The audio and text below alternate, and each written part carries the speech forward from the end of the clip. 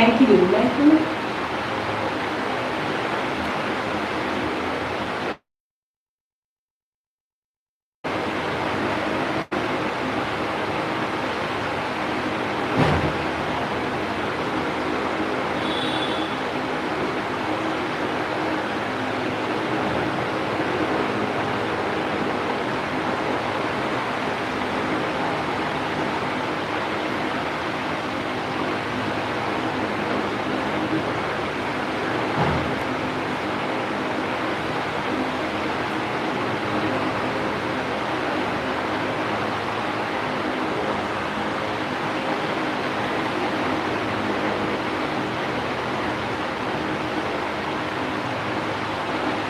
कल एनटीआर तक ने उठा लिया हैं कहाँ रख दिया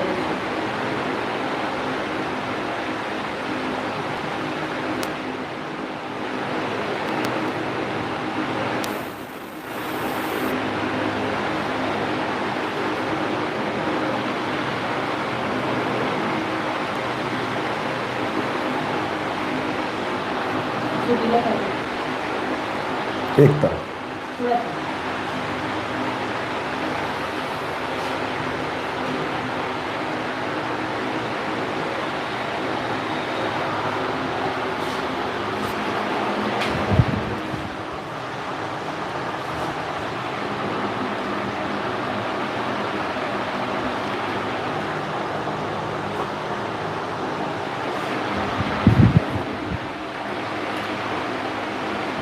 यहाँ से एक निकल गया मार्कर ये रहा।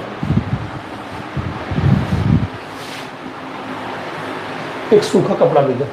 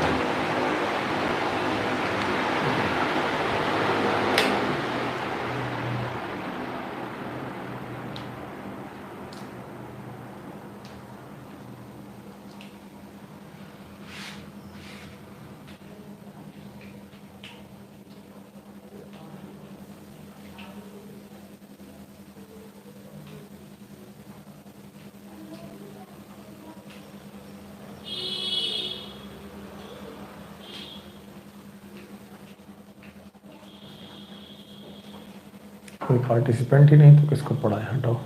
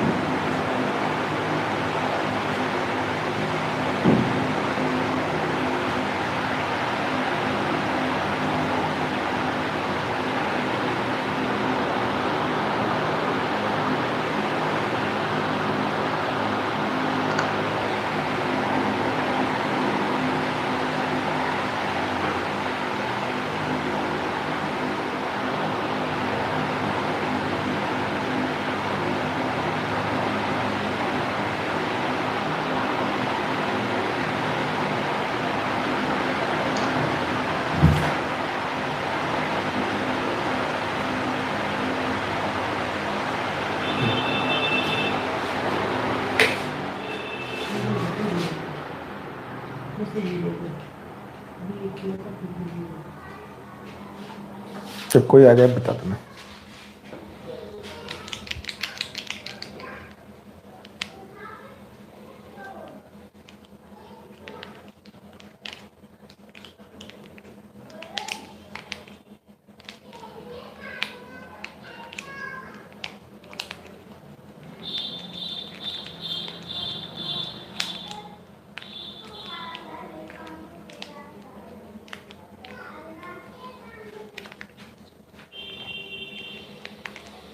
गुड मॉर्निंग बच्चों। लाइव क्लासेस के लिए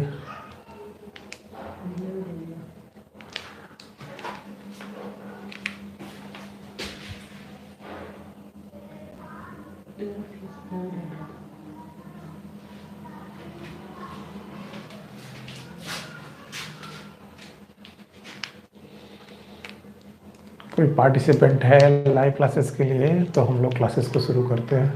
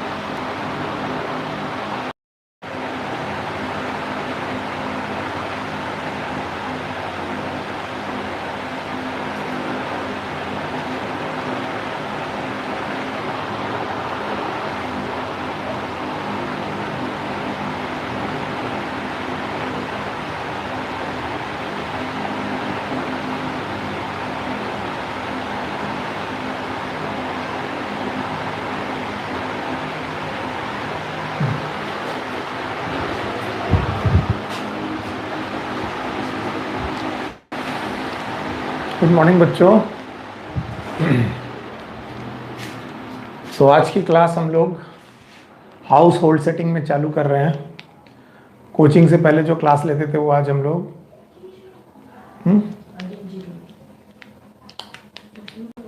लोग ये क्लासेस जो हैं अपनी हाउस होल्ड सेटिंग से चालू कर रहे हैं और कोशिश कर रहे हैं कि क्लासेस कंटिन्यू रहें और घर से हम लोग इसे क्लास कंटिन्यूअस करते रहें।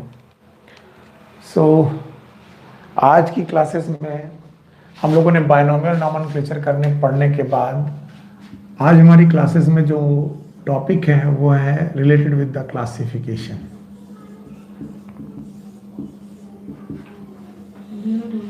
एक छोटा सा टॉपिक है classification.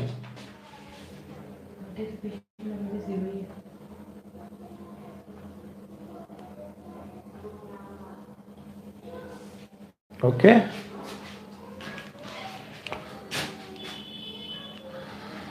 so what is classification? Why we need the classification? कल हम लोगों ने पढ़ा था there are so many species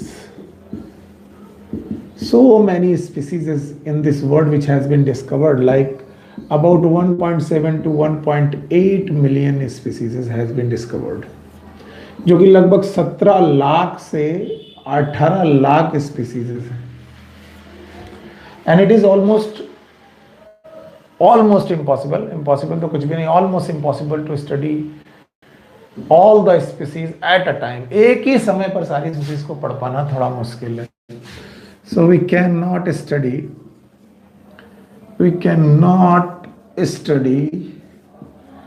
all the species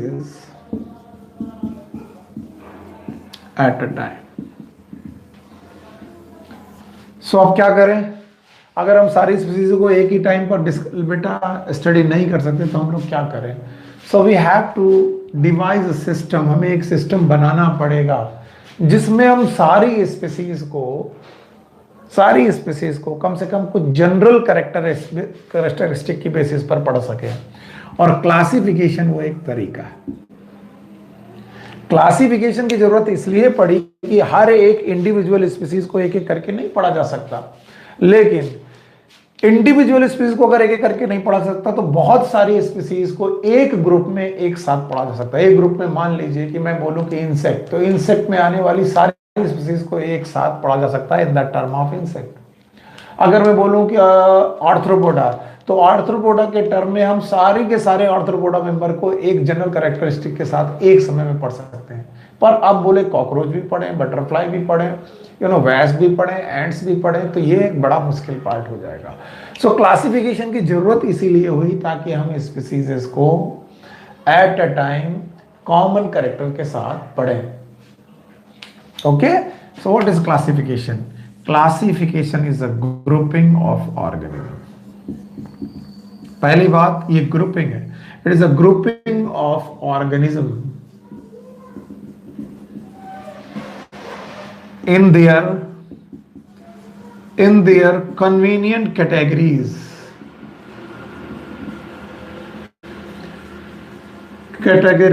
Some observable character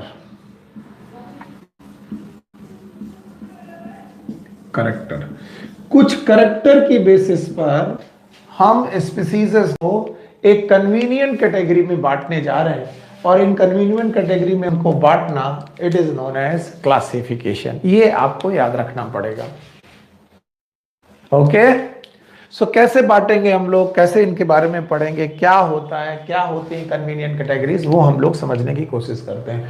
तो first of all, what is Why we need classification? Classification पढ़ते वक्त हमने बोला था there are so many species, बहुत सारी स्पीसीज हैं जो अभी तक डिस्कवर हो गई, लगभग 1.7 मिलियन टू 1.8 मिलियन, जिसको 17 से 18 लाख मिलियन स्पीसीज के बारे में मैंने बोला। और मैंने बोला कि हम लोग सारी स्पीसीज को एक साथ एक समय पे नहीं पढ़ सकते। तो जब एक एक स्पीसीज को अलग अलग नहीं पढ़ सकते तो क्या करें? स्पीसीज के ग्रुप को पढ़ें, ग्रुप ऑफ स्पीसीज पढ़े। तो वो ग्रुप किन बेसिस पे बनाए जाएंगे, कौन सी बेसिस पे बनाए जाएंगे? तो बोला जाता है क्लासिफिकेशन। तो what is classification? Is a grouping of organism on the basis in their convenient category on the basis of some observable character। कुछ observable character की बेसिस पर हम लोग उन्हें convenient categories में बांट देते हैं। देखिए, क्लासिफिकेशन करते वक्त बोलता है कि एनी ग्रुप, कोई भी ग्रुप हो सकता है, आपकी मर्जी है आप किस तरीके के ग्रुप मेंटेन करना चाहते हैं। जैसे एरिस्टोटल साहब जो थे, जिन्होंने सबसे पहला क्लासिफिकेशन ट्राई किया था, आप लोग को मालूम है, इन्होंने प्लांट को 3 ग्रुप में बांट दिया था। One is known as herb, दूसरा नाम था श्रब्स, और तीसरा नाम था ट्री। अब इन्होंने 3 कैटेगरी बना दी थी, एक हर्ब बना दी थी, एक श्रब बना दी थी, एक ट्री बना दी थी। तो कुछ ना कुछ तो बेटा बेसिस रहा होगा, on the basis of convenient category. तो क्या बेसिस था? यस, यहां पर जो बेसिस था वो था बेटा स्टेम। प्लांट में पाए जाने वाले जो स्टेम है उनका बेसिस था, उनका बेसिस था। इस बेसिस पर हम लोगों ने इन कन्वीनियंट कैटेगरीज को पढ़ाना चालू कर दिया। ठीक है, so grouping of organism on in their convenient categories. अब बोलते हैं सर कन्वीनियंट कैटेगरीज क्या है? So we have some observable character. तो कन्वीनियंट कैटेगरी बनाते वक्त हम लोग कुछ कैरेक्टर लेंगे। कैरेक्टर लेने का मतलब क्या है? What is the meaning of character? देखिए, अगर मैं किसी क्लास में बैठा हूं और वहां पर बहुत सारे लोग बैठे हुए हैं, तो मैंने कहा भाई एक तरफ गर्ल्स हो जाएं, एक तरफ बॉयज हो जाएं। तो गर्ल होना और बॉय होना एक कैरेक्टर है, और हमने अपनी कन्वीनियंस के हिसाब से, अपनी सुविधा के हिसाब से एक ग्रुप बना दिया बॉयज का और एक बना दिया गर्ल्स का। ठीक इसी तरीके से कन्वीनियंट कैरेक्टर में जब कभी हम लोग क्लासिफिकेशन कर रहे होते हैं तो हम मॉर्फोलॉजी के कैरेक्टर लेते हैं, मॉर्फोलॉजी के कैरेक्टर लेते हैं, एनाटॉमी के कैरेक्टर लेते हैं, यानी ग्रॉस और भी ग्रॉस फीचर्स लेते हैं। उन फीचर्स पर हम लोग इन ऑर्गेनिज्म को क्लासिफाई करने की कोशिश करने लगते हैं। जैसे कि एनसीईआरटी कहती है कि अगर मैं दुनिया में बोलूं कि प्लांट एक साथ क्लासिफाई कर दिए गए, तो लोग पूछेंगे किसे प्लांट बोलेंगे हम, क्या है जिसको हमने प्लांट बोल दिया? तो कोई बोलेगा सर प्लांट वो है जो ग्रीन है, एक कैरेक्टर ले लिया हमने मॉर्फोलॉजी का। प्लांट वो है जिसमें बेटा रूट स्टेम लीफ पाई जाती है। अच्छा भाई, रूट स्टेम लीफ पाई जाती है। प्लांट वो है जिसकी सेल में सेल वॉल पाई जाती है। फिर बोला गया प्लांट वो है जो ऑटोट्रॉपिक है, जो अपना खाना खुद बना लेता है। तो अब बताइए, इतने सारे कैरेक्टर की बेसिस पर आपने एक ग्रुप बनाया, ग्रुप का नाम क्या रखा? प्लांट। किसी ने कह दिया सर ठीक है, प्लांट की बजाय मुझे एनिमल में क्लासिफाई करना है। तो मैंने कहा ठीक है भाई, एनिमल में क्लासिफाई हो गया। एनिमल का क्लासिफिकेशन क्या होगा? आप बोलोगे सर एनिमल कौन है? एनिमल वो है जिनकी सेल में सेल वॉल नहीं होती, नो सेल वॉल। बोले सेल में सेल वॉल नहीं होती। एनिमल वो है ज्यादातर समय पर जो लोकोमोशन कर लेते हैं, जो अपना प्लेस बदल लेते हैं, एनिमल एटसेट्रा। तो आपको बताया गया कि एनिमल के कैरेक्टरिस्टिक क्या है, तो आपने एनिमल की बेसिस पे क्लासिफाई करना चालू कर दिया। अच्छा, अगर कभी कोई कह दे कि नहीं सर हमें डॉग में क्लासिफाई करना है, तो किसी ने कहा सर डॉग क्या होता है? आपने डॉग के फीचर बता दिए। तो आप चाहे वो जर्मन शेफर्ड हो, चाहे वो डॉबरमैन हो, सब डॉग ही है। इसी तरीके से कैट में भी आपने क्लासिफाई कर दिया तो कैट भी हो जाएगी। इसका मतलब है कि जब भी हम लोग किसी भी ऑर्गेनिज्म को अपनी सुविधा के अनुसार किसी कैटेगरी में बांटने लगे, तो इस कैटेगरी में बांटना ही क्या कहलाता है? क्लासिफिकेशन। ये बात आपको ध्यान से समझनी है। जहां मुश्किल आ जाए आप मुझे बताते जाइए। एनसीईआरटी की लाइन भी आपके सामने है, तो ठीक है, जल्दी जल्दी समझ आते हैं। चलो, हमने बोला कि क्लासिफिकेशन की जरूरत क्यों हो गई, क्योंकि 17 से 18 लाख स्पीसीज या 1.7 to 1.8 मिलियन स्पीसीज को अलग अलग एक एक करके हर स्पीसीज को पढ़ना नामुमकिन था, इसलिए हमने उनके ग्रुप को पढ़ना चालू कर दिया। इसलिए क्लासिफिकेशन की डेफिनेशन दी गई, it is a grouping of organism into their convenient category on the basis of some observable character. कुछ ऑब्जर्वेबल कैरेक्टर की बेसिस पर हम लोगों ने क्लासिफाई करना चालू कर दिया। जैसे प्लांट एक कैरेक्टर है, ऑब्जर्वेबल कैरेक्टर की बेसिस पर क्लासिफिकेशन है, वैसे ही एनिमल भी क्लासिफिकेशन है, वैसे ही डॉग एक क्लासिफिकेशन है, वैसे ही एक कैट एक क्लासिफिकेशन है। सो बोलते हैं जब ये क्लासिफिकेशन होने लगे तो हमने चूज की कन्वीनियंट कैटेगरीज। एक शब्द याद रखना, अपने हिसाब से हमने कन्वीनियंट कैटेगरीज चूज की। बट साइंस ये कहती है कि दीज कन्वीनियंट कैटेगरीज, जो ये कन्वीनियंट कैटेगरीज हैं, एक्चुअली इन्हें क्या बोलते हैं? These convenient categories are known as group, और लैटिन में इन्हें हम लोग बोलते हैं टैक्सॉन और टैक्सा। टैक्सा का मतलब एनी ग्रुप। जैसे मैं बोलूं प्लांट, यस, प्लांट होना एक ग्रुप है, एक ग्रुपिंग है, प्लांट एक टैक्सा है। अगर मैं बोलूं एनिमल, तो मैं बोलूंगा एनिमल भी एक टैक्सा है। मैं बोलूं डॉग, तो डॉग भी एक टैक्सा है। मैं बोलूं कैट, तो कैट भी एक टैक्सा है। अब बोलोगे सर ये जो ग्रुप और ये जो टैक्सा है, ये ग्रुप में क्या बात है? तो मैं बोलूंगा इसके अपने कुछ कैरेक्टर्स हैं। आप किसी को भी प्लांट नहीं बोल देंगे, प्लांट बोलने के लिए आपके पास कुछ कैरेक्टर होंगे। तो plant have some another characters, likewise animal have some another characters, likewise dog have some another characters, likewise cat have some another characters। तो हर एक ग्रुप का कैरेक्टर एक ही जैसा है कि अलग अलग? अलग अलग है। जैसा ग्रुप वैसा कैरेक्टर। तो हम शब्द के लिए एक शब्द यूज कर रहे हैं टैक्सा, लेकिन क्या हर टैक्सा एक जैसा है? नहीं, हर टैक्सा का अपने कैरेक्टर अलग है, ये याद रखना है। कई बार बच्चे मुझसे पूछते हैं सर टैक्सा और टैक्सॉन में डिफरेंस क्या है? सिंगुलर और प्लूरल, एक वचन और बहुवचन वाला डिफरेंस है इनमें। आप इस चक्कर में मत पड़े कि इनमें से सर टैक्सॉन और टैक्सॉन एक ही है कि अलग है। एक ही है। अगर एक ग्रुप हो तो हम लोग बोलेंगे टैक्सॉन, अगर बहुत सारे ग्रुप एक साथ बढ़ रहे हैं तो बोल रहे टैक्सा। टैक्सा या टैक्सॉन आपको क्या समझना है? It is a convenient category. ये वही कैटेगरी है, वही ग्रुपिंग है जिसको हमने on the basis of convenient character के बारे में बात किया है। अब हुआ क्या बेटा, हम कोई भी एनी कैटेगरी बना सकते हैं, एनी कैटेगरी, लेकिन अगर हम एनी कैटेगरी बनाते रहे तो क्लासिफिकेशन कभी भी फिक्स नहीं हो पाएगा। तो वैज्ञानिकों ने आपकी कुछ प्री डिफाइंड कैटेगरीज बनाई हुई हैं, पहले से डिफाइन की गई कैटेगरीज बना के रखी हैं।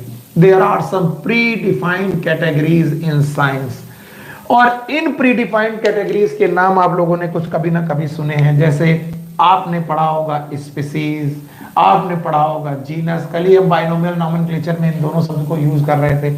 आपने पढ़ा होगा फैमिली, आपने पढ़ा होगा ऑर्डर, एटसेट्रा। इनके बारे में और डिटेल में पढ़ाऊंगा, और भी डिटेल पढ़ाऊंगा। लेकिन अभी आपको समझना है कि जब हम कन्वीनियंट कैटेगरी की बात करें तो कन्वीनियंट कैटेगरी में मतलब कोई भी कैटेगरी नहीं, there are some predefined categories जो पहले से वैज्ञानिकों ने डिफाइन करके रखी हुई हैं। ऐसी कैटेगरीज इस दुनिया में। ओके, तो अब इन प्री डिफाइंड कैटेगरीज में ऑर्गेनिज्म को क्लासिफाई करना, it is known as taxonomy.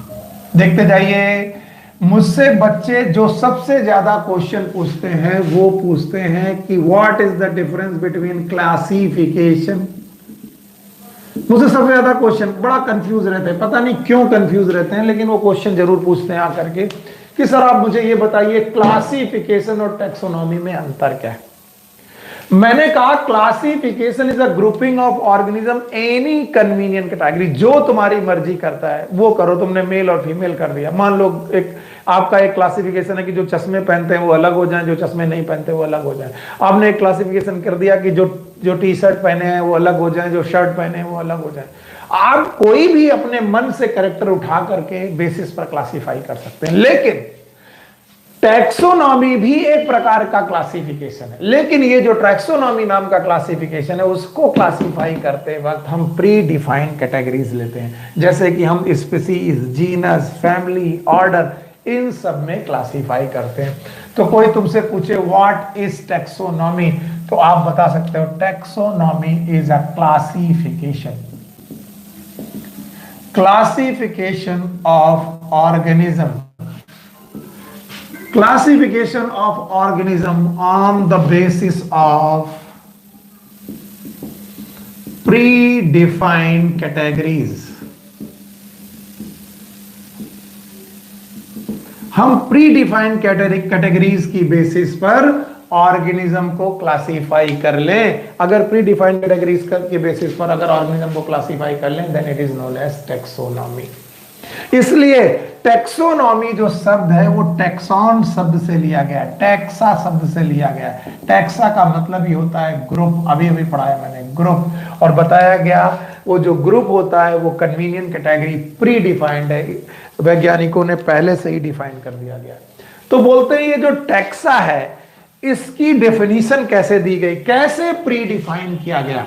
बोले how the group, how the taxa, how the pre defined taxa, species को पहले से कैसे डिफाइन किया गया, जीनस को पहले से कैसे डिफाइन किया गया, family, order, class, phylum, kingdom, ये जितने भी टैक्सा है इनको प्री डिफाइन कैसे किया गया। तो बोला गया टैक्सा और द टैक्सोनॉमी, इसको बताने के लिए इंटरनल स्ट्रक्चर लिए गए ऑर्गेनिज्म के, देखो मैं एनसीईआरटी की लाइन कोट कर रहा हूं, अब अंडरलाइन कर लीजिएगा।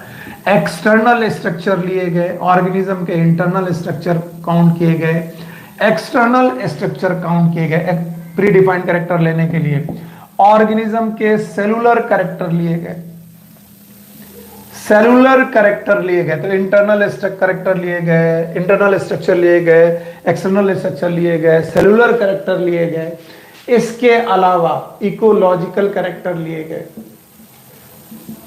इसके अलावा इवोल्यूशनरी हिस्ट्री ली गई, इवोल्यूशनरी की वो कैसे डेवलप हुए, इन सारी हिस्ट्री की बेसिस पर पहले टैक्सा डिफाइन किए गए, टैक्सा, और टैक्सा की बेसिस पर टैक्सोनॉमी। जैसे मैं बोलूं ह्यूमन का classification on the basis of species, genus, family, order etcetera, अगर मैं पूरे ह्यूमन को, हम अपने आप को क्लासिफाई कर दें on the basis of species, genus, family, order, तो मैं अपने आप को प्री डिफाइंड कैटेगरी की बेसिस पे क्लासिफाई कर रहा हूं।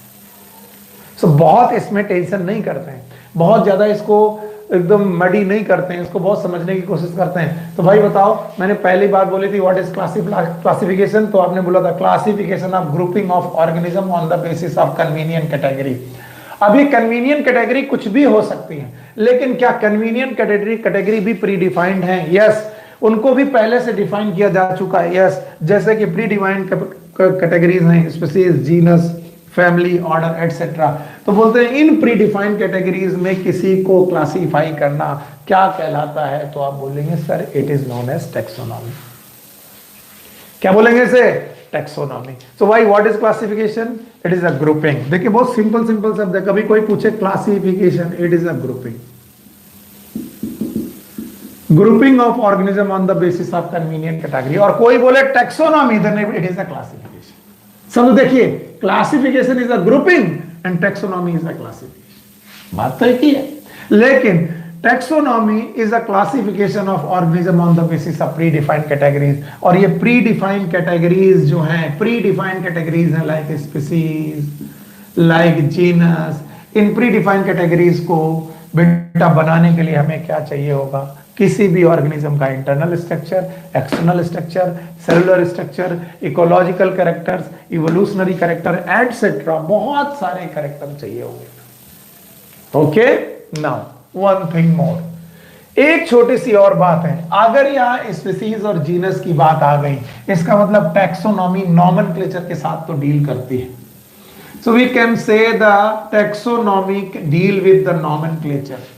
नॉमेनक्लेचर के साथ साथ वो क्लासिफिकेशन भी है, तो क्लासिफिकेशन के साथ भी डील करती है। और कल मैंने बताया था नॉमेनक्लेचर पता लगाने के लिए आपको हर हालत में आइडेंटिफिकेशन आना चाहिए।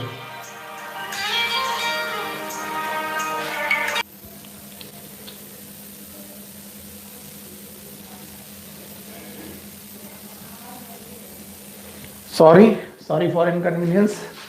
अभी क्लास चलते वक्त एक्चुअली हाउस होल्ड सेटिंग में ऐसा हो जाता है, कई बार फोन आ जाते हैं।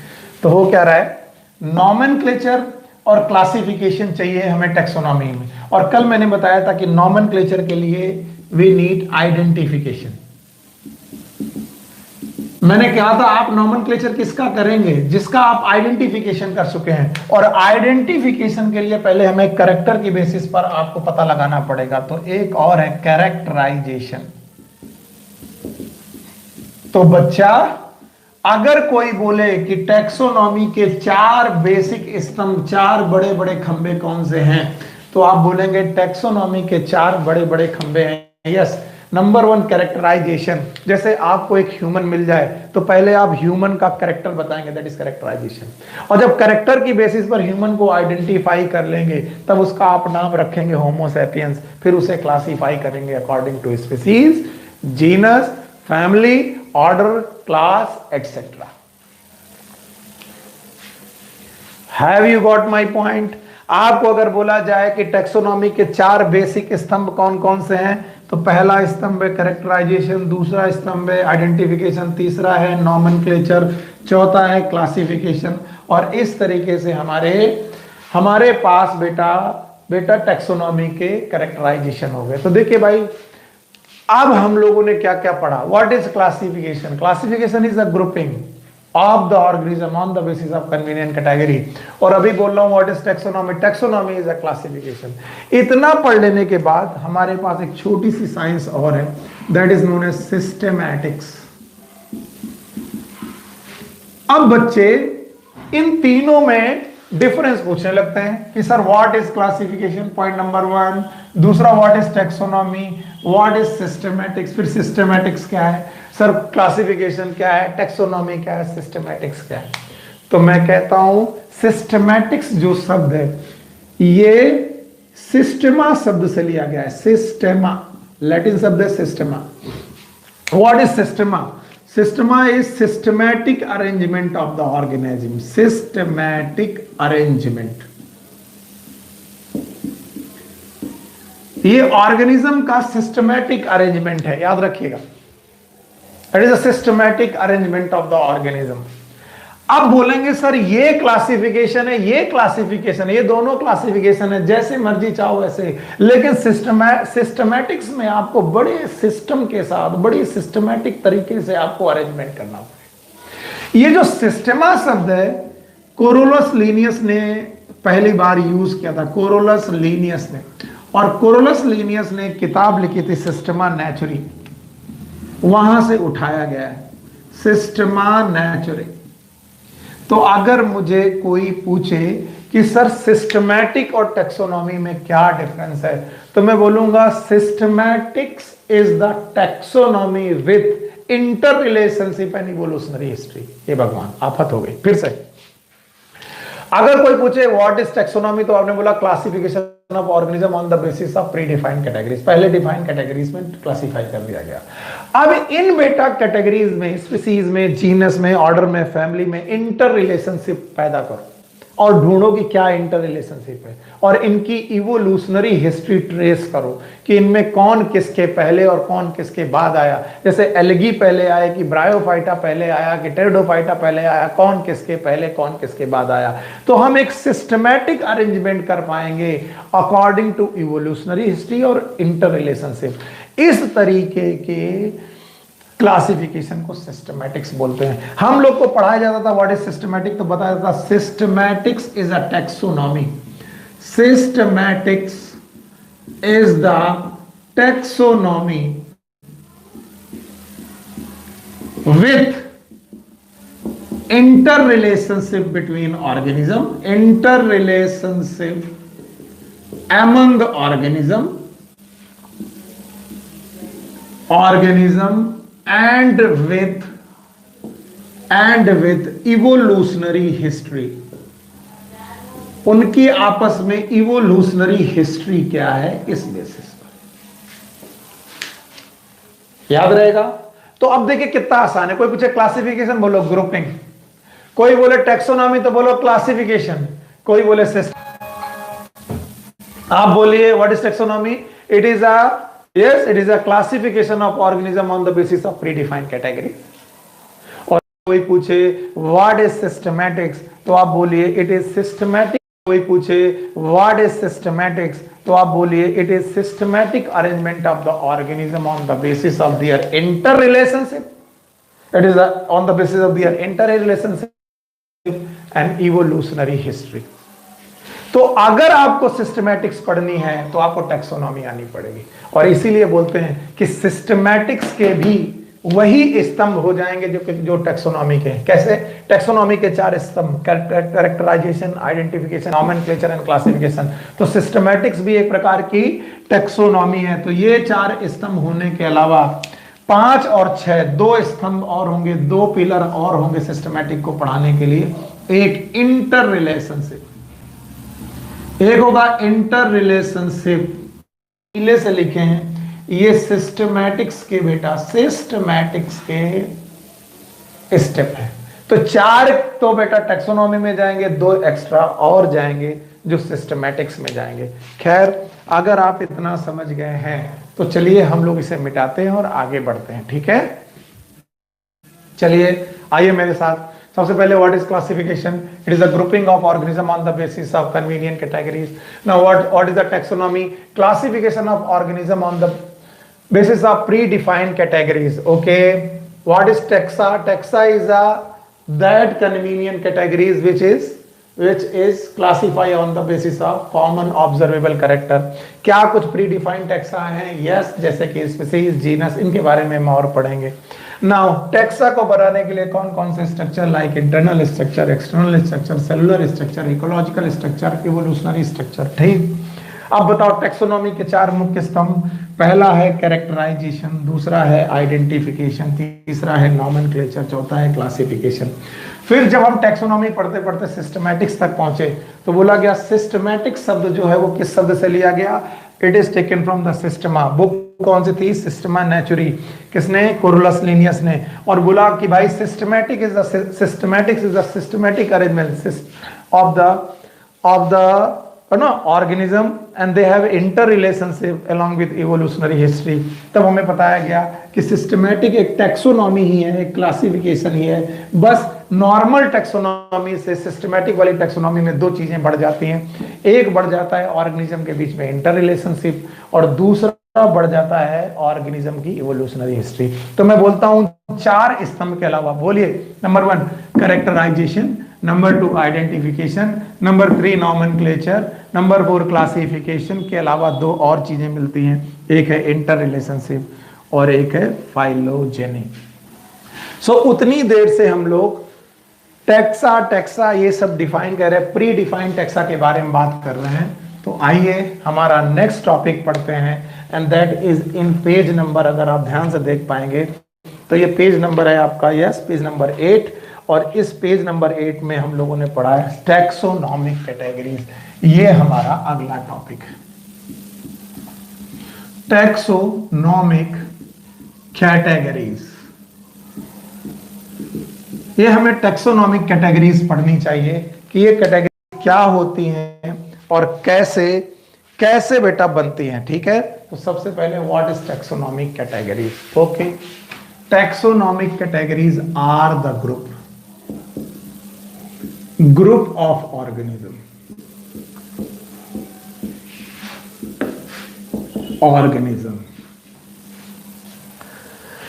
these are the group of organism defined on the basis of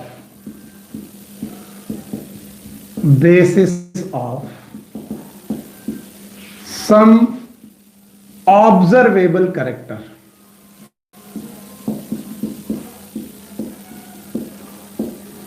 or defined on the basis of, or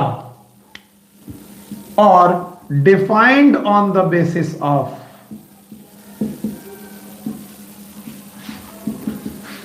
similarities and dissimilarities, similarities and dissimilarities। यानी कि हमने जो ग्रुप बनाने हैं वो ग्रुप किस बेसिस पर बनाने हैं? कुछ ऑब्जर्वेबल कैरेक्टर देखने हैं, और उन ऑब्जर्वेबल कैरेक्टर में देखनी है सिमिलरिटीज, और उन्हीं ऑब्जर्वेबल कैरेक्टर में देखनी है हमें डिससिमिलरिटीज। हमें देखनी है कि क्या क्या सिमिलरिटीज है लोगों में, क्या क्या डिससिमिलरिटीज। फॉर एग्जाम्पल, मैंने कहा कि प्लांट, तो आपने कहा सर प्लांट एक कैटेगरी है, तो प्लांट में जितने लोग भी आएंगे वो सब कैसे होंगे? ग्रीन होंगे, यस, ऑटोट्रॉपिक होंगे। जितने लोग भी आपको ग्रीन और ऑटोट्रॉपिक दिख जाएं वो सब प्लांट होंगे। जैसे अब आपने देखा कि एल्गी ग्रीन है, ऑटोट्रॉपिक है, तो वो प्लांट होगा। ब्रायोफाइटा ग्रीन है और वो ऑटोट्रॉपिक है, तो वो प्लांट होगा। लेकिन अगर मैं वही कह दूं व्हीट, तो नो डाउट व्हीट भी ग्रीन है, वो भी बेटा ऑटोट्रॉपिक है, तो व्हीट एक प्लांट होगा, साथ में व्हीट एक कैटेगरी होगी। अब व्हीट की कैटेगरी में अलगा इंट्रोड्यूस नहीं होगा, व्हीट के अपने कुछ मॉर्फोलॉजिकल कैरेक्टर होंगे। अब मॉर्फोलॉजिकल कैरेक्टर की बेसिस पर व्हीट एक कैटेगरी हो गया। तो होता क्या है, जब हम टैक्सा शब्द पढ़ रहे होते हैं तो taxa can be so small, बहुत छोटा हो सकता है, and taxa can be larger, taxa बड़ा हो सकता है, and taxa can be largest, बहुत बड़ा हो सकता है, सबसे बड़ा हो सकता है। पर तीनों के लिए हम शब्द टैक्सा ही यूज कर रहे हैं। इसका मतलब जब स्मॉलर होगा तो कम कम इंडिविजुअल होंगे, लेस इंडिविजुअल होंगे, लेस ऑर्गेनिज्म होंगे। इसका मतलब है टैक्सा छोटा टैक्सा है, कम लोगों का टैक्सा है, कम लोगों का ग्रुप है। लार्जर है तो बेटा लार्जर नंबर आने लगेंगे, लार्जर नंबर आने लगेंगे। और अगर बोलेंगे लार्जेस्ट है तो मैं बोलूंगा मैक्सिमम नंबर ऑफ ऑर्गेनिज्म आने लगेंगे। तो हुआ क्या, टैक्सा या फिर कैटेगरीज, ये जो टैक्सा या कैटेगरीज हुई ये कोई फिक्स चीज नहीं हुई। टैक्सा और कैटेगरीज अपना साइज छोटा और बड़ा कर सकते हैं, यानी छोटे टैक्सा भी हो सकते हैं, बड़े टैक्सा भी हो सकते हैं। अब ये छोटे टैक्सा हैं कि बड़े टैक्सा हैं कि सबसे बड़े टैक्सा हैं, ये सारी बातें इस बात पे डिपेंड करेगी कि हमने कैरेक्टर कौन से लिए, हमने सिमिलरिटीज और डिसिमिलरिटीज कौन से ली हैं। अगर सिमिलरिटीज और dissimilarities larger group of people को डिनोट करते हैं तो वो लार्जर ग्रुप होगा, और सिमिलरिटीज और डिसिमिलरिटीज स्मॉलर ग्रुप को करती हैं तो बेटा स्मॉलर होगा। इसीलिए taxonomic categories they are also called as rank, ये सब याद रखना। इसीलिए टैक्सोनॉमिक कैटेगरीज को हम लोग रैंक कह देते हैं। क्यों? क्योंकि रैंक में हम देख सकते हैं there must be some small rank, there must be some larger rank, there must be some largest rank. So rank is nothing, rank is categories on the basis of number of organism. अगर number of organism कम है तो याद रखना कि छोटी बेटा categories, number of organism ज्यादा है तो वो और बड़ी कैटेगरी हुई, और नंबर ऑफ ऑर्गेनिज्म बहुत ज्यादा है तो सबसे बड़ी कैटेगरी हुई, और सबसे बड़ी कैटेगरी का नाम सबसे बड़ी रैंक है। इसीलिए कई बार रैंक और टैक्सोनॉमिक कैटेगरी एक ही बात होती है, इवन टैक्सा भी एक ही बात है। तो आप कह सकते हैं कि टैक्सा अगर बड़ा है तो वो बड़ी रैंक के बारे में बात करेगा, टैक्सा अगर मीडियम साइज का है तो लार्जर होगा, और टैक्सा अगर बहुत छोटा है तो बहुत छोटा साइज का होगा। अब वापस आइए सिस्टमैटिक्स में।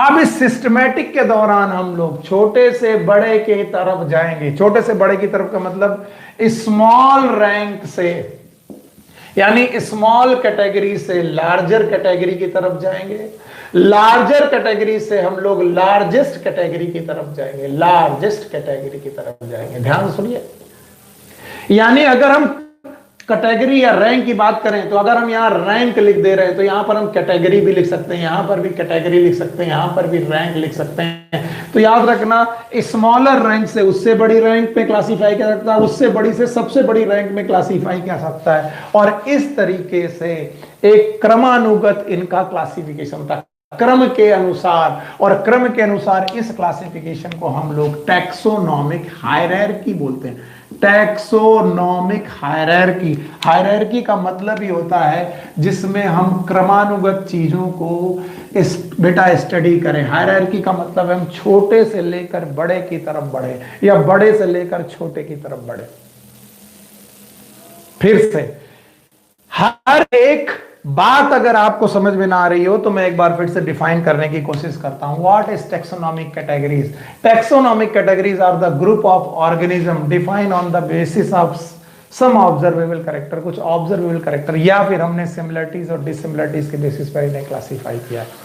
अब हमने बोला कैटेगरीज को क्लासिफाई करते वक्त हमने क्या लिए हैं? कैरेक्टर। जैसे प्लांट एक कैटेगरी है, व्हीट भी एक कैटेगरी है, लेकिन प्लांट एक बड़ी कैटेगरी है, इसमें एल्गी भी है, ब्रायो भी है, टेरिडो भी है, जिम्नो भी है, लेकिन व्हीट एक छोटी कैटेगरी है जिसमें मोनोकॉट व्हीट ही आता है। तो इसका मतलब है ये जो कैरेक्टर व्हीट के हैं वही कैरेक्टर प्लांट के हों जरूरी नहीं, लेकिन जो प्लांट के कैरेक्टर हैं वो व्हीट के कैरेक्टर हैं। खैर, इसका मतलब टैक्सा जो डिफाइन किया गया या फिर कैटेगरीज जो डिफाइन की गई ये कैरेक्टर की बेसिस पर डिफाइन की गई। अगर कैरेक्टर ज्यादा सिमिलर है या कम सिमिलर है या बेटा मीडियम सिमिलर है, इस बेसिस पर कैटेगरीज का साइज छोटा बड़ा हो सकता है। इसका मतलब टैक्सा स्मॉल, लार्जर या लार्जेस्ट हो सकता है।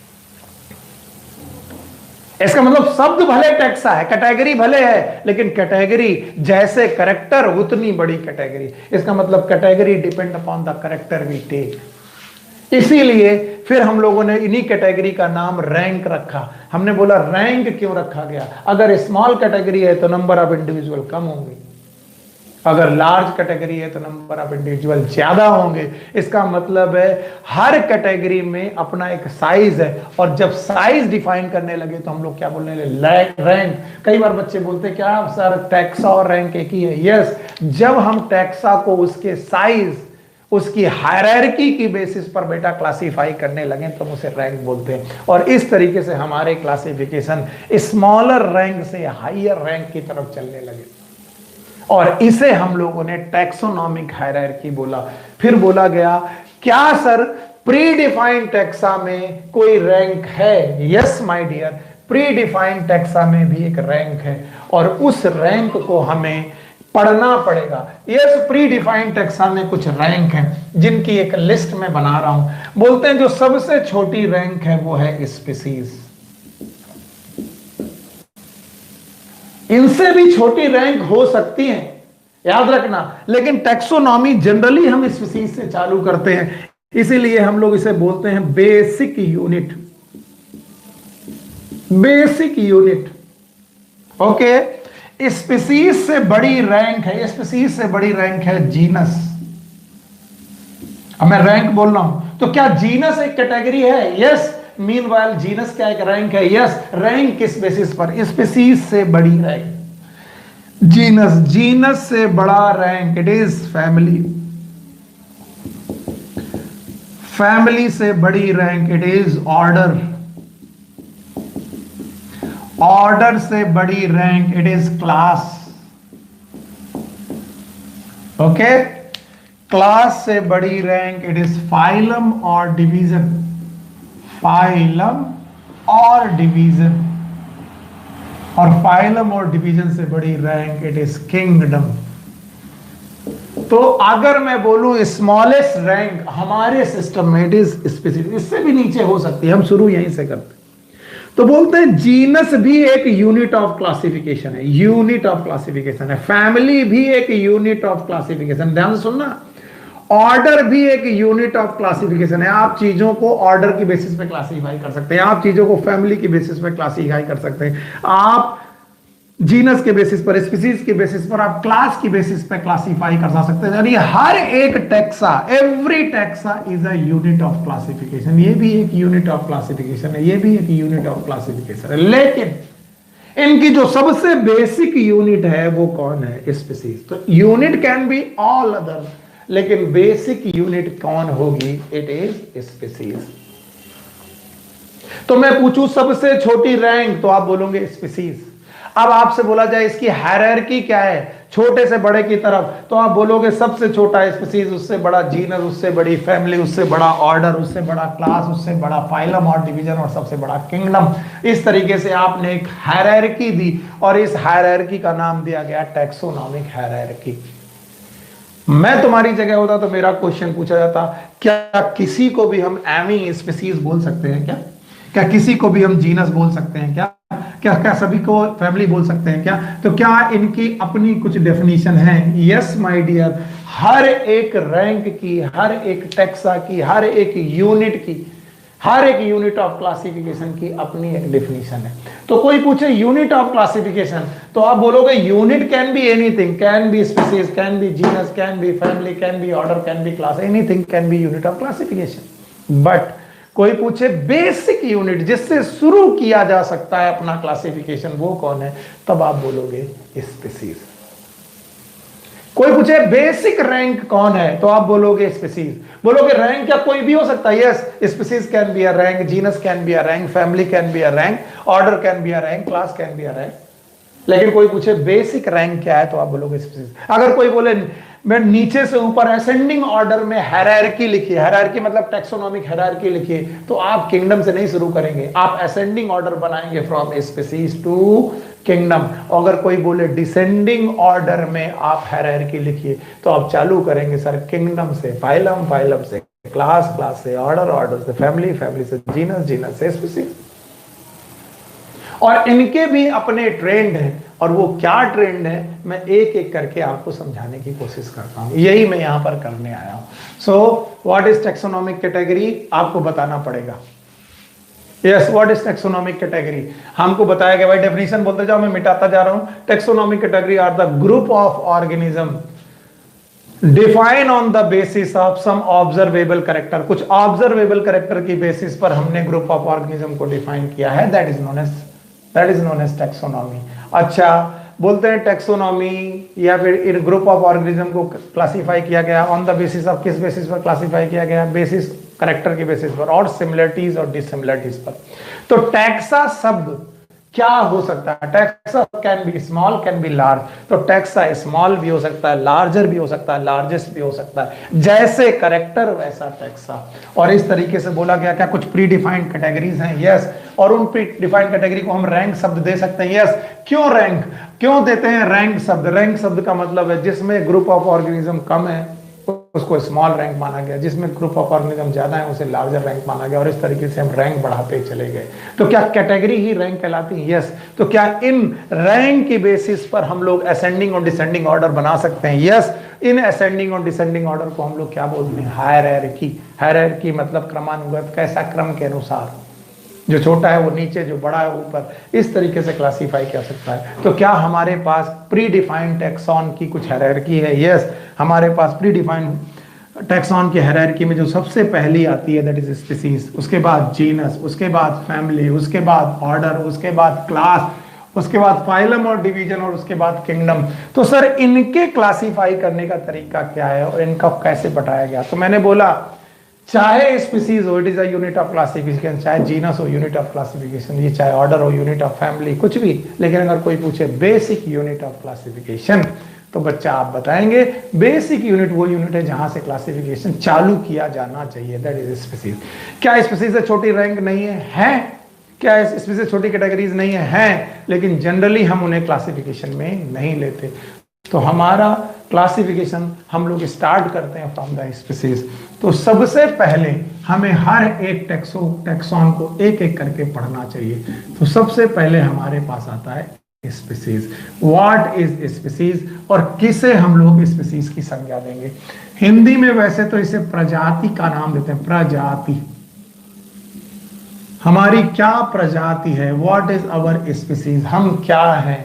तो बोला गया भैया स्पीसीज की डेफिनेशन को बताते वक्त कुछ 4 या 5 पॉइंट हमें डिफाइन किए गए। What is species? पहला point, it is a group of morphological organism, group of morphologically similar organism, group of morphologically similar organism. देखिए स्पीसीज एक्चुअली क्या है? स्पीसीज एक्चुअली ये है कि यहां पर जितने भी ऑर्गेनिज्म होंगे उनकी मॉर्फोलॉजी एक जैसी। सारे घोड़े एक स्पीसीज है, सबकी मॉर्फोलॉजी एक जैसी। सारे डॉग्स एक स्पीसीज है, सबकी मॉर्फोलॉजी एक जैसी। ओके, सारे ह्यूमन बीइंग एक स्पीसीज है क्योंकि सबके मॉर्फोलॉजी एक जैसी है, सब एक ही जैसे दिखते हैं। तो group of morphologically similar organism. अब किसी ने क्या किया, घोड़े के साथ गधे को रख दिया कि सर छोटा घोड़ा और बड़ा गधा लगभग एक जैसे दिख रहे हैं, मॉर्फोलॉजिकली एक जैसे दिख रहे हैं। तो हमें दूसरा पॉइंट बनाना पड़ेगा। Yes, group of morphologically similar organism. दूसरा point, which can interbreed, which can interbreed in nature, जो नेचर में इंटरब्रीड कर सके। बहुत ध्यान समझना। अगर हम एग्जांपल हॉर्स और डंकी का लेके चलें तो और भी अच्छा होगा। सर हॉर्स सारे एक जैसे हैं, सर डंकी सारे एक जैसे हैं, लेकिन हॉर्स और डंकी में थोड़ी बहुत सिमिलरिटीज हैं। तो सर ऐसा लग रहा हॉर्स और डंकी अलग अलग स्पीसीज नहीं होने चाहिए, दोनों को एक ही स्पीसीज होना चाहिए। तो because both are morphologically similar organism, दोनों दिखने में एक जैसे हैं। भाई गधा थोड़ा बड़ा और घोड़ा थोड़ा छोटा हो, तो अगर कोई छोटा घोड़ा और बड़ा गधा आमने सामने हो तो आपको समय क्या लगेगा? यार भाई ये तो मॉर्फोलॉजिकली सिमिलर है। फिर हमने शब्द दिया विच कैन इंटरब्रीड इन नेचर, यानी घोड़े आपस में, घोड़े मेल और फीमेल आपस में इंटरब्रीड कर रहे हैं, गधे आपस में इंटरब्रीड कर रहे हैं। लेकिन घोड़े और गधे क्या इंटरब्रीड कर रहे हैं? ये सब कर सकते हैं लेकिन नेचर में नहीं करते, कैप्टिविटी में करते हैं। खैर Group of morphologically similar organism which can interbreed in nature and can produce an offspring. तो जब इंटरब्रीड करें तो ऑफ स्प्रिंग भी पैदा कर दें, यानी उनसे बच्चे भी पैदा हो जाए। तो आप गधे और घोड़े मॉर्फोलॉजिकली सिमिलर है, इंटरब्रीड कर रहे हैं नेचर में और उनसे बच्चा भी पैदा हो जाता है। यस, हॉर्स एंड डंकी के बच्चे का नाम है म्यूल। इसका मतलब है सर इन तीन बातों पर हॉर्स और डंकी एक जैसे हैं, इसका मतलब हॉर्स और डंकी को एक ही स्पीसीज कह देना चाहिए सर, इनको अलग अलग मत करिए। लेकिन जो चौथा पॉइंट है वो माइंड ब्लोइंग है। This of spring must be fertile. इस ऑफ स्प्रिंग को फर्टाइल होना चाहिए, मस्ट बी फर्टाइल। इस ऑफ स्प्रिंग को फर्टाइल होना चाहिए। और याद रखना म्यूल इज स्टेराइल, ये फर्टाइल प्राणी नहीं है। तो जब भी कभी आपसे पूछा जाए व्हाट इज स्पीसीज, आप इसे बिंदास तरीके से 4 पॉइंट और 5 फैक्टर पे याद रखिए, इस फैक्टर को मत भूलिएगा।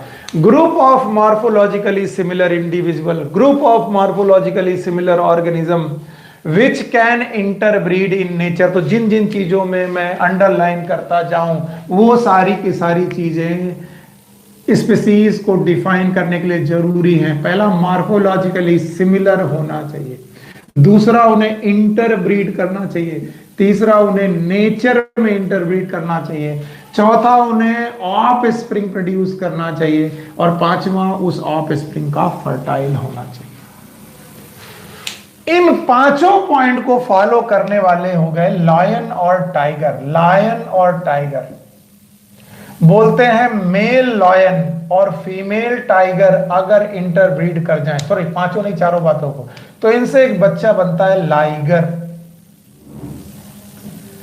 और लायन अगर फीमेल है, याद रखना लायन अगर फीमेल है और टाइगर अगर मेल है, तो इनसे एक बच्चा पैदा होता है जिसे बोलते हैं टाइगॉन। जैसा मेल होगा उसके हिसाब से नाम लिया जाएगा। यहां पर लायन मेल है तो लाइगर, यहां पर टाइगर मेल है तो टाइगॉन। और तुम्हें यकीन मालूम करना पड़ेगा कि लाइगर और टाइगर में बेटा ये लोग फर्टाइल भी है, इनमें से एक मेंबर फर्टाइल भी है। तो जो बात हम म्यूल में फेल हो गए थे, म्यूल में क्या फेल हो गए थे कि डंकी और हॉर्सेस मॉर्फोलॉजिकली सिमिलर थे। डंकी और हॉर्सेस इंटरब्रीड भी कर सकते हैं, डंकी और हॉर्सेस ऑफ स्प्रिंग भी प्रोड्यूस करते हैं, लेकिन ऑफ स्प्रिंग फर्टाइल नहीं थी। अब लायन और टाइगर तो बेटा ऑफ स्प्रिंग को भी फर्टाइल पैदा करते हैं, इसका मतलब लायन और टाइगर एक ही स्पीसीज होनी चाहिए, तब काम आता है इन नेचर। याद रखना नेचर में कभी भी लायन और टाइगर आपस में इंटरब्रीड नहीं करेंगे। They can interbreed only in captivity, जब वो कैप्टिविटी में रखे जाएं, जू में रखे जाएं या कहीं पर उन्हें बेटा मजबूर किया जाए आपस में इंटरब्रीड करने के लिए, तभी ये काम कर पाते हैं। इसलिए बेटा स्पीसीज की डेफिनेशन में 4 पॉइंट है लेकिन 5 फैक्टर हैं, और ये आप कभी ना भूलें, तो आप स्पीसीज को बड़ा अच्छी तरीके से डिफाइन कर पाएंगे और आप वाकई अच्छी तरीके से डिफाइन कर पाएंगे और इसे समझ पाएंगे। तो बताओ व्हाट इज स्पीसीज, आप लोग मुझे बताएं व्हाट इज स्पीसीज।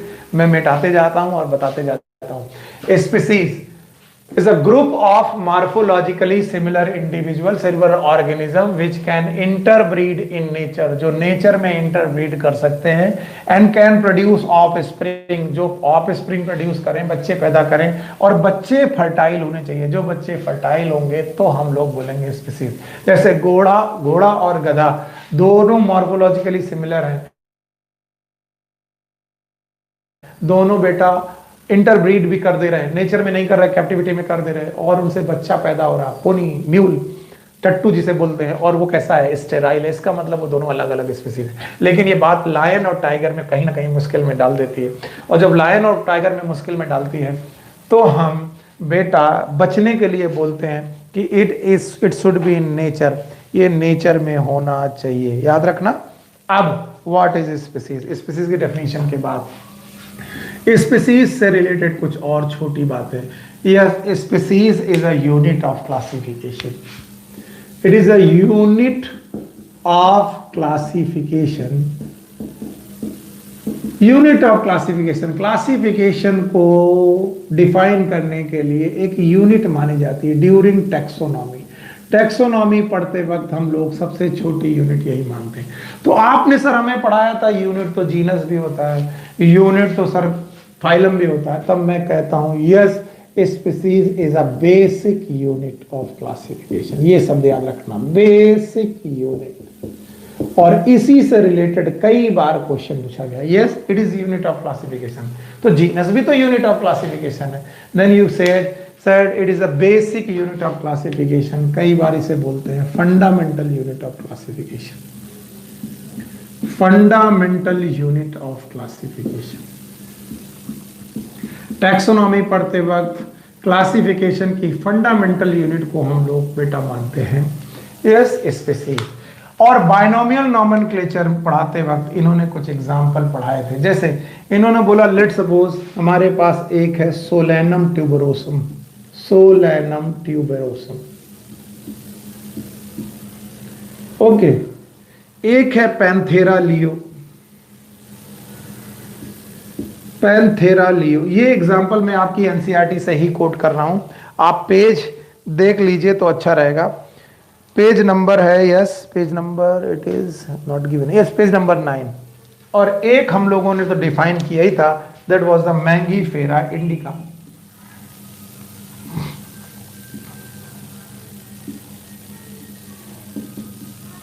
ओके तो अब आपके सामने ये तीन लोग डिफाइन किए गए हैं। सोलेनम ट्यूबरोसम को हम लोग जनरली पोटैटो बोलते हैं, आलू बोलते हैं, ट्यूबर है पोटैटो।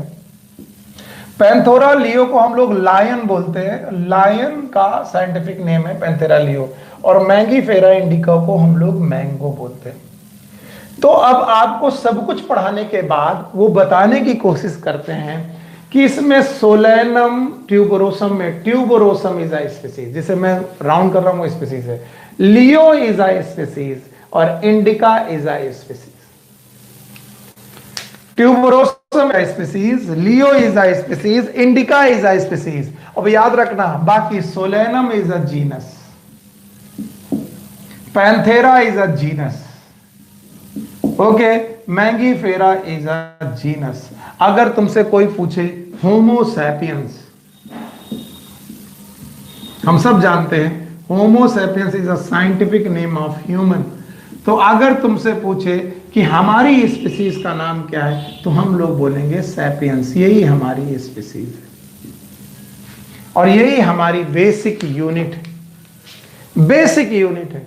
बोलते हैं कि सर पैंथेरा के साथ दूसरी स्पीसीज भी हो सकती है, फॉर एग्जाम्पल पैंथेरा के साथ टिग्रिस भी हो सकती है। तो याद रखना इस केस में पैंथेरा दोनों जगह कॉमन है लेकिन स्पीसीज अलग है। यहां पर लियो है दैट इज लायन, यहां पर टिग्रिस है दैट इज टाइगर। दोनों जीनस एक होने के बावजूद भी स्पीसीज अलग अलग है। तो इस दुनिया में हर एक इंडिविजुअल स्पीसीज दूसरे से अलग है, वो कभी भी एक जैसी नहीं हो सकती। कल भी मैंने आपको सिखाया था कि कल भी जब मैंने आपको पढ़ाया था तो इंडिकस और इंडिका टर्म पढ़ाते वक्त मैंने बताया था species of this word are always different, they can not be same. ये सेम नहीं हो सकती, ये हमेशा से डिफरेंट ही रहती। तो आपकी बुक में कुछ टर्म दिए गए, कुछ बेटा इक्वेशंस सॉरी कुछ टर्म दिए गए, इन टर्म को याद करते वक्त आपको याद रखना पड़ेगा कि आप क्या पढ़ा रहे हैं। जैसे कि वो सोलेनम से जुड़ी हुई अदर स्पीसीज बोल सकते हैं, जैसे सोलेनम के साथ अभी आपने ट्यूबरोसम पढ़ा, वो सोलेनम निग्रम आपको पढ़ा सकते हैं, सोलेनम निग्रम, या फिर वो आपको पढ़ा सकते हैं सोलेनम मेलनचिना। तो याद रखना यहां पर ये जीनस सेम हो सकता है लेकिन स्पीसीज और ऑल टुगेदर डिफरेंट, याद रहेगा। सो आपको मालूम है स्पीसीज क्या होती हैं। पहले तो मैंने स्पीसीज की डेफिनेशन बताई, इसीलिए डेफिनेशन बताई ताकि आपको रट्टा ना मारना पड़े। इनके पहले जो मैंने बताया वो क्या था, species is a group of morphological similar organism, the group of morphological similar organism which can interbreed in nature to produce offspring which must be fertile. और आज हमने अभी भी पढ़ाया it is a unit of classification. तो unit तो कोई भी हो सकता है, तो आपने बोला it is a basic unit of classification, फिर आपने बोला fundamental unit of classification. Even binomial nomenclature में भी जो दो शब्द लिए थे उनमें से एक था जीनस, दूसरा था स्पीसीज। अब एनसीईआरटी की लाइन में सोलेनम ट्यूबरोसम में Solanum is genus, tuberosum is species, Panthera leo में leo is a species, Mangifera indica में indica is a species, Panthera tigris में tigris is a species, Homo sapiens में sapiens is a species. फिर बताया गया the genus can be same, जैसे Solanum nigrum और सोलेम बिनंचिना, लेकिन species are all together different. Species हमेशा डिफरेंट ही मिलेंगी आपको, और इस तरीके से हम लोग क्लासिफिकेशन पढ़ते गए। सो बेटा आज की क्लास को मैं यहीं खत्म करता हूँ स्पीसीज के साथ, और ये कल मतलब नेक्स्ट टॉपिक में चैप्टर ऑलमोस्ट कंप्लीट होने को होगा और मैं इसे कर भी दूंगा। So please stay connected, take care and good luck, bye bye.